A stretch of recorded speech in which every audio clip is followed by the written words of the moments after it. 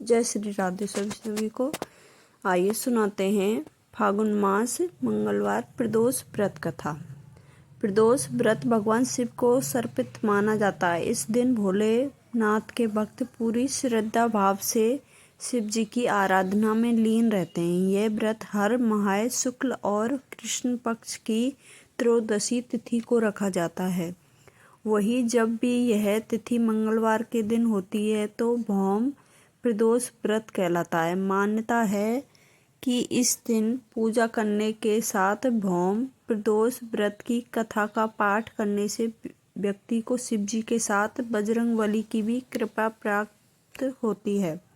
आइए सुनाते हैं प्रदोष व्रत कथा। भौम। एक नगर में एक वृद्ध महिला रहती थी। उसका एकमात्र पुत्र था। वृद्धा की हनुमान जी के प्रति गहरी श्रद्धा थी। वह हर मंगलवार को नियम रूप से व्रत रखकर हनुमान जी की पूजा करती थी। एक बार हनुमान जी ने उसकी शक्ति की परीक्षा लेने के निर्णय लिए। हनुमान जी साधु का रूप धारण करके वृद्धा के घर पहुंचे और पुकारने लगे, क्या कोई हनुमान भक्त है जो मेरी इच्छा पूरी कर सके? पुकार कर सुनकर वृद्धा बाहर आई और बोली, हनुमान जी साधु के रूप में बोले, मैं भूखा हूँ, मुझे भोजन चाहिए। मैं थोड़ी जमीन लीप दो।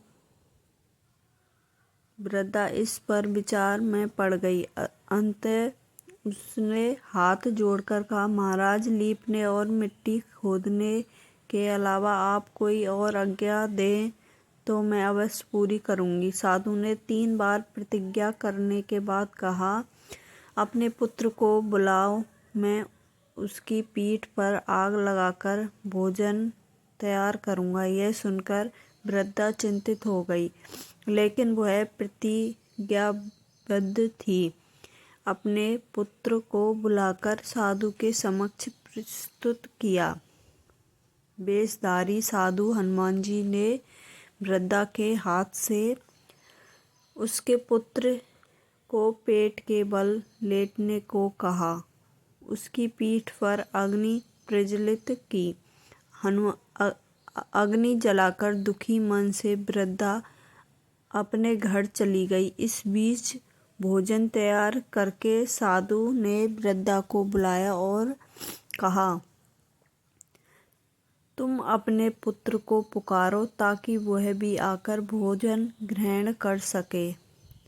इस पर वृद्धा ने कहा, उसका नाम लेकर मुझे और कष्ट न दो। लेकिन जब साधु महाराज ने उसकी बात नहीं मानी तो वृद्धा ने अपने पुत्र को आवाज दी।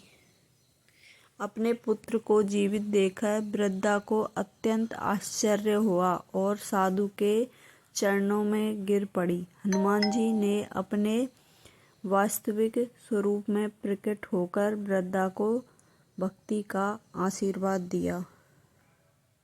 जय हो शिव शंकर भगवान, जय हो हनुमान जी। जो भी इस कथा को पढ़ेगा उसकी सारी मनोकामना पूर्ण हो जाए।